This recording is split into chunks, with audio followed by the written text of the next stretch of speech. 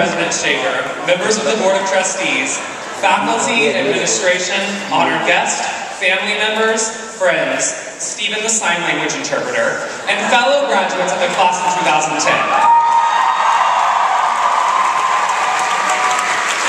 In the words of infamous Kanye West, homies, this is basic. Welcome to graduation. First of all, I would like to thank you for granting me to be your student commencement speaker.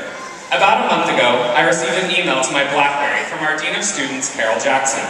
The message was entitled, "Please sit down." I immediately started racking my brain, trying to think if I had put up an inappropriate Facebook picture, but I didn't. When I opened the email, I discovered that my class had voted me student commencement speaker.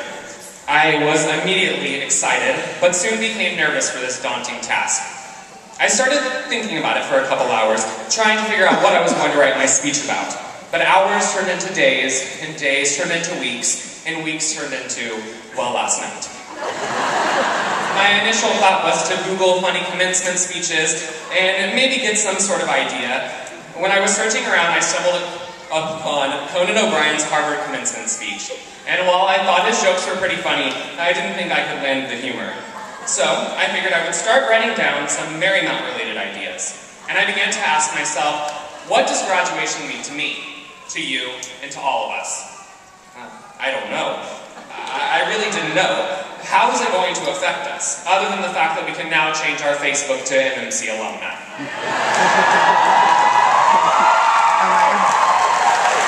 Graduation is nothing without the past 4 years. And while I know our stories may differ, many of our experiences are similar. For me, I have been in a relationship for the past 4 years with Marymount. If it were possible, I'd probably be married to it on Facebook.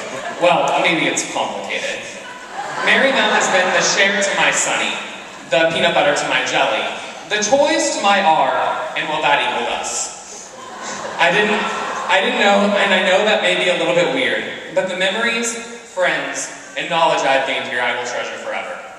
While I understand my relationship with Marymount is a bit different than most, there are some collective memories that the class of 2010 has that has brought us to these seats today. I remember waiting in the 4-hour line to move into the dorms at 55th Street, only to find out that my roommate only ate tofu. Obviously didn't work with my dad's BBQ diet. Spending late nights at PK's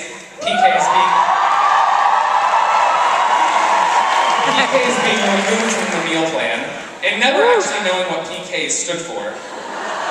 Late night trips to Hot Jumbo Bagel and Plaza Diner, walking into the dorms or the school and seeing Dora and Patrice, our security guards, and immediately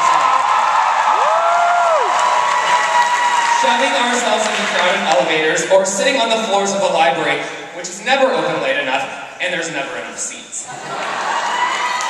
Performances by the dancers and the theater majors on the stage, presentations at Honors Day or research symposiums. Also, I remember larger events like this year's homecoming flag football game in the mud, or snowball, or boat dance, or Apple Fest, or Strawberry Fest. But most of all, I remember the interactions with my peers inside and outside the classroom. Our time at Marymount has not only been confined within the Nugent and Main building, but the experiences we've had between the Hudson and East River as well. Visiting Central Park on a beautiful afternoon, eating at Blockheads and Vinyl, learning how to deal with taxi drivers, getting lost downtown, and being attacked by the lingerie runner on 2nd Avenue. While these are only a few memories of our past, each of our experiences at Marymount has been completely and ultimately different. And this is the first time in 4 years that we've all been in a room together. During freshman orientation, I remember President Shaver was giving one of his notorious speeches and said that this would probably be the last time that we would all be in a room together. At that time, I didn't think about it much. But now that we are actually all here, it really amazes me that this is the second and final time that we will all be together since that fateful day of orientation. So here we are, graduation, the day we've been counting down for since we moved into the dorms. I still don't know exactly what graduation means, nor do I know what the future entails. However, the memories we've made is what is going to help us in the future. An episode from the television show The Wonder Years once said, "Memory is a way of holding on to things you love, the things you are, and the things you never want to lose." It is now time for us to take these memories and put them towards the future. We can take our childhood memories and make them into realities. Although we are a small group, I truly believe we have a great future ahead of us, be it a new school, a new job, or a new city. So ultimately, graduation means cherishing the moments that you've shared for the past 4 years, whatever your personal story may be, and launching yourself into the future. So thank you.